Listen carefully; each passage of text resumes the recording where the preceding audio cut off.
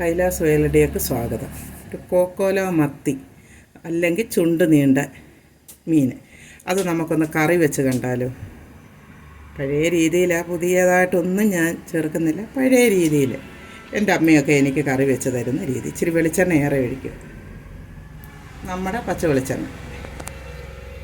അത് ചൂടായി നമുക്ക് കരിയാപ്പല ഇടാം.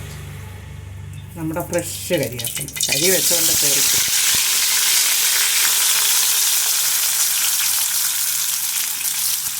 ഇനി നമുക്ക് ഇത് എരിയുള്ള മുളക്, എരിയില്ലാത്ത മുളക്, എരിയുള്ള മുളക് 3 സ്പൂൺ, 3/4 കിലോ മീനുണ്ട്.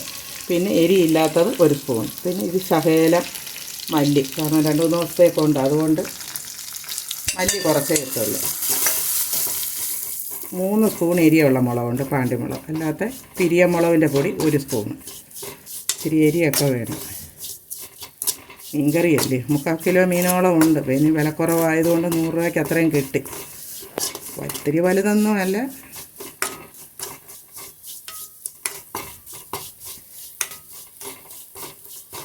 മൂത്ത്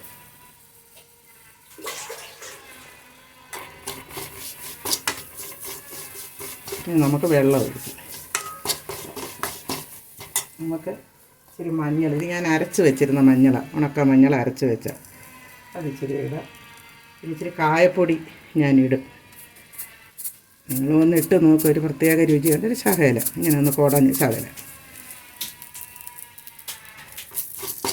അതുകൂടെ നമുക്ക് ചെറുതായിട്ടൊന്ന് മൂപ്പിക്കാം. എന്നിട്ട് നമുക്ക് വെള്ളം ഒഴിക്കാം, വേകാനുള്ള വെള്ളം, കുറച്ച് വെള്ളം.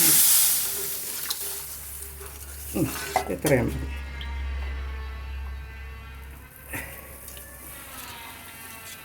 നിങ്ങളിങ്ങനെ ഒന്ന് ചെയ്ത് നോക്കണം. എല്ലാവരും തക്കാളിയും പച്ചമുളകും ചെറുള്ളിയും ഒക്കെ ഇടും.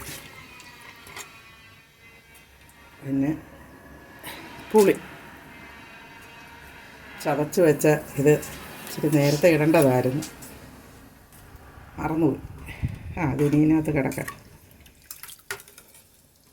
ചതച്ച ഇഞ്ചിയും വെളുത്തുള്ളി, പുളി, മീൻപുളി, പുളി, പുളി, അതൊക്കെ ഇട്ട് ഒന്ന് തിളച്ച് കഴിയുമ്പോൾ നമുക്കൊരു ശകലം ഉലുവ ചേർക്കാം. ഉലുവ ഇച്ചിരി നല്ലപോലെ, കാരണം ഇത്രയും ഉലുവ, അത്രയും മതി. പിന്നെ നമുക്ക് ഉപ്പൊന്നും ഞാൻ ഇട്ടില്ല, വെട്ടി കഴിക്കൊണ്ട് വെച്ചതേ ഉള്ളൂ.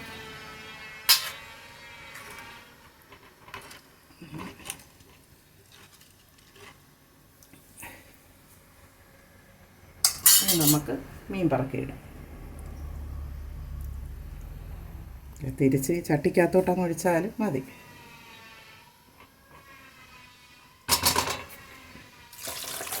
അങ്ങനെ ഒഴിച്ചാലും മീൻകറി കുഴപ്പമില്ല. കറിച്ചട്ടി ഉണ്ടല്ലോ, അതുകൊണ്ട് പിന്നെ സാരമില്ല.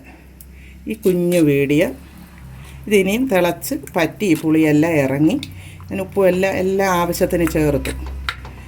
തക്കാളിയും പച്ചമുളകും ഒന്നും ഞാനല്ല, ചെറുള്ളിയൊക്കെ വഴറ്റിയിടും. ഞാനത് പഴയ രീതിയിൽ സാധാ എൻ്റെ അമ്മയൊക്കെ വെച്ച് തരുന്ന രീതിയിലാണ് ഞാൻ വെച്ചത്.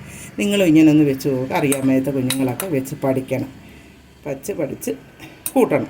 അപ്പോൾ ഈ ഒരു കുഞ്ഞു വീഡിയോ കണ്ട് ഇഷ്ടപ്പെട്ടാൽ എന്നെ ഒന്ന് സപ്പോർട്ട് ചെയ്യണേ, ലൈക്ക് ചെയ്യണേ. ഓക്കേ.